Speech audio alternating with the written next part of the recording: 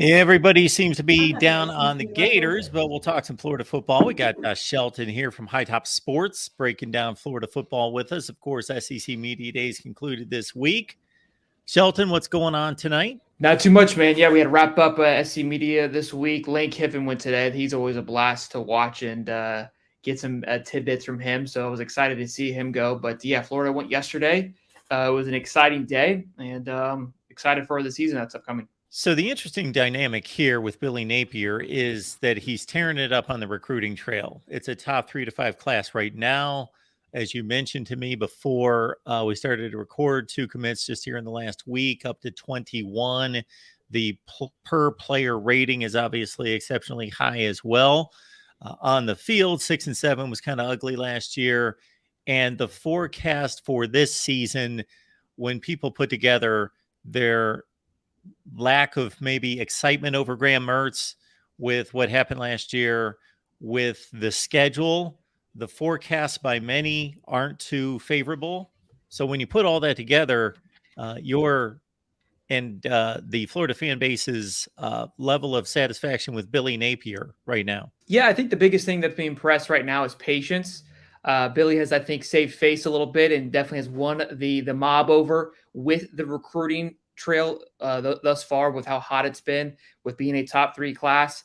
And I think people are starting to kind of understand that it's going to be a process and understanding how hard the SEC is. That's been a big thing. But look, on media day, they didn't shy away from that. Hey, we're going to come out and do some big things this year. And I think the excitement is going to ramp back up, as it always does in talking season, and as it always does a month before the game starts, because everyone forgets essentially what happened last year. Now, things start going poorly again early on. Those memories will come back pretty quickly, like, oh yeah, we did suck at this.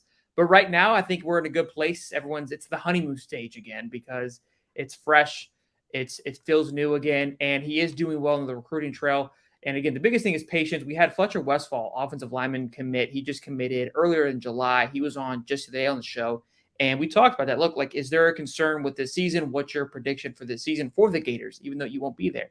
He's like, to be honest with you, I'm not too concerned with what they're going to do. I understand that the SEC is tough. I understand their schedule is tough. I know what Billy's building, and that's what I'm bought into.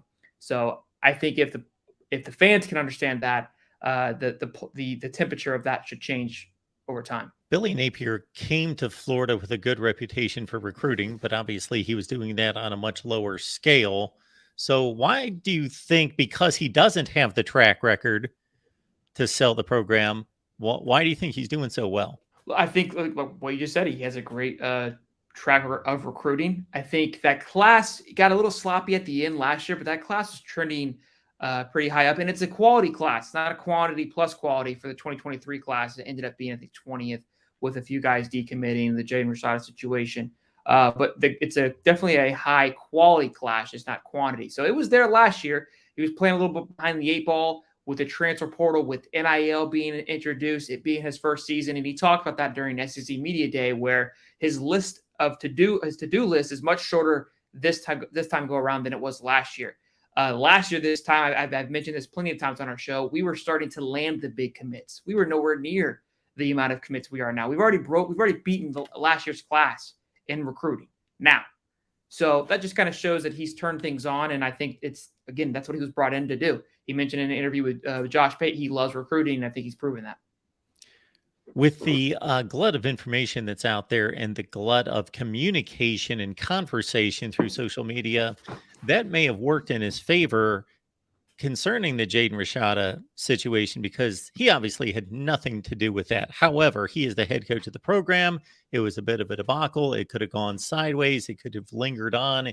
It could have been a bad look for the program, but that obviously did not stick. People were able to, and players, most importantly, were able to distinguish the difference.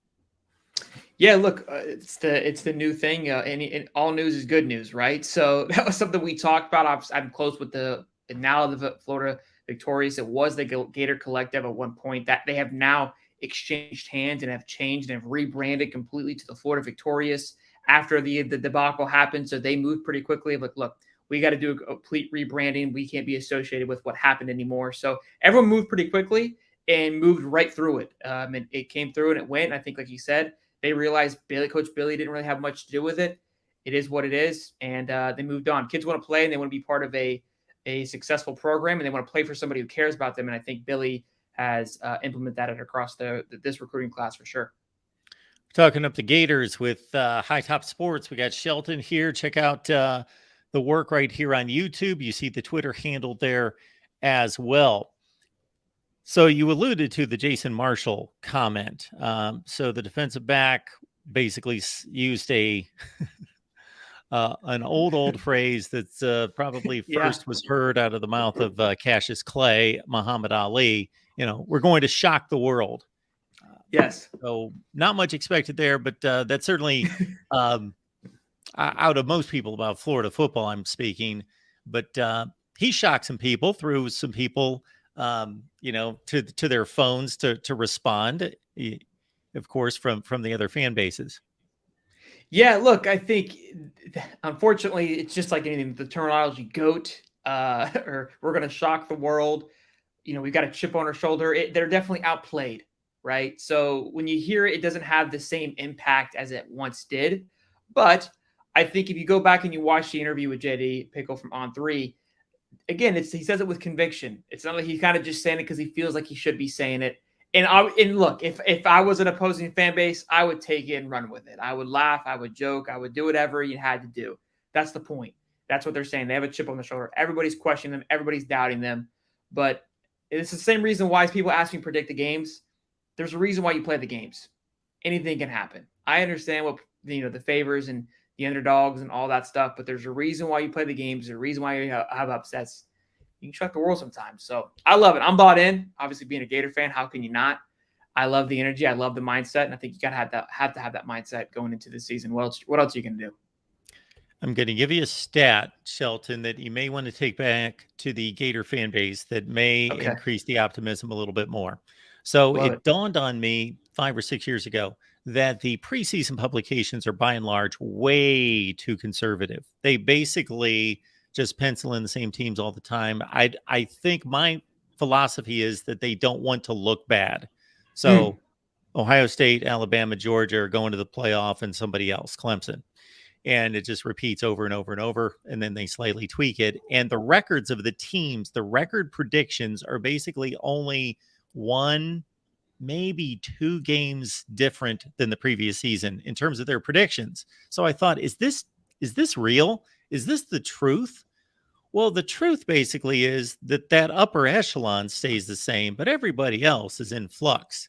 And of course, Florida's got an elite past, but they're not currently an elite. So here's what I've been tracking for 5 or 6 years, is that if you go from season to season and you count the number of Power 5 teams that either increase by at least 3 wins per season from the previous season or have a decrease by at least 3 games, that number is usually about 18 to 22 out of the 65 Power 5. So now when I ask guys like you, how many teams do you think have that kind of increase from like 6-6, like Florida was last year in the regular season, to 9-3? The guess I usually get is about 8 teams, 10 teams. No, it's 27 last year, just in the Power 5. Just in the Power 5. Wow, that went from 6-6 to 9-3 last year. That had a 3-game increase or decrease. Oh, okay. Either way, significant change in their record. Very interesting. I think you kind of nailed it on the head with the upper echelon not changing too much. But again, if you go back and look, 6 and down, it's a complete facelift every year. Teams come out of nowhere, do big things. I mean, LSU was gone for a little bit, and then they had a big explosion. Tennessee was up there. Kentucky was supposed to be up there. They were up there for a little bit. And that's something that I've been very optimistic about too. Just if you go look at the SEC East, outside of Georgia, it's pretty open for business in my opinion. I think Tennessee's got a new quarterback. He's young. Kentucky, they've got a new quarterback. Everybody's sitting in the same boat to a certain extent that we are. The difference is they have more success than we did last year. They've got a few more guys coming back that Florida may not have. We had a little more of people leave in the portal that we had to go clean up. But all in all, I'm bought into what Billy Napier is able to do, and I'm excited to see what he's going to do. We've got a new defensive coordinator in Austin Armstrong. Really excited to see what he's going to do. From South Carolina, had his defense nicknamed the Nasty Bunch. We lost 5 games last year within one score.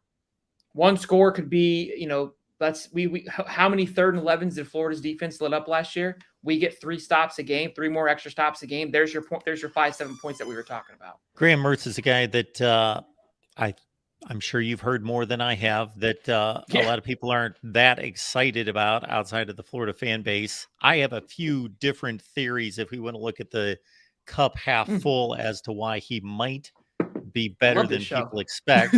For one thing, he's a former 5-star. So there's not a whole lot of those guys around, number one. Number two is that while he was supported by a big running game, and so the conventional thought is, well, if he couldn't even be good with a great running game, then how good is he? Well, when you're handing the ball off on 1st and 2nd down almost every series, then when you're throwing the ball, everybody knows you're throwing the ball. Like, there is little 1st down throws in the Wisconsin passing attack.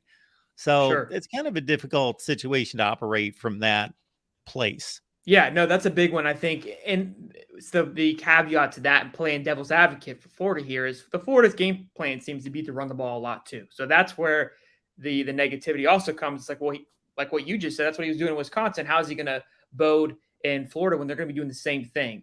But look, I think it's how the play call is ran. I think it's how creative that you can get. And last year, it was interesting with Anthony Richardson. He's extremely athletic. I think he's extremely talented. It just felt like we were trying to play catch up the entire time. So look, I'm excited about Graham Mertz. I mean, you have to be. He's going to be the starting quarterback. I know Billy tried to play it off like it's still a competition. I don't think that it is. I think he's just playing to the media. I think he's learned from Saban and the likes of Kirby's of we've got to play the game a little bit.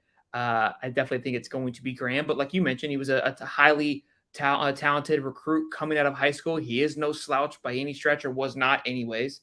And I still think there's some talent left to be used, and he has 32 starts under his belt, something that Anthony did not have last year. In 32 starts, I've been preaching it on our NFL show, talking about what Anthony, the struggles he's going to have. Is 32 starts, you learn a lot when you have 32 starts under your belt. You learn to understand the game, certain times, certain possessions, and you're able to manage those parts of the games a lot better. So we'll have that back there. We'll have more of a veteran presence than Anthony was, and that's not a shot towards Anthony. That's just fact. So those things excite me. All right, Shelton's here, High Top Sports, and check it out right here on YouTube, and you see the Twitter handle there as well. Shelton, we appreciate you stopping by and breaking down the Gators for us. Thank you, sir. I appreciate you guys, and go Gators.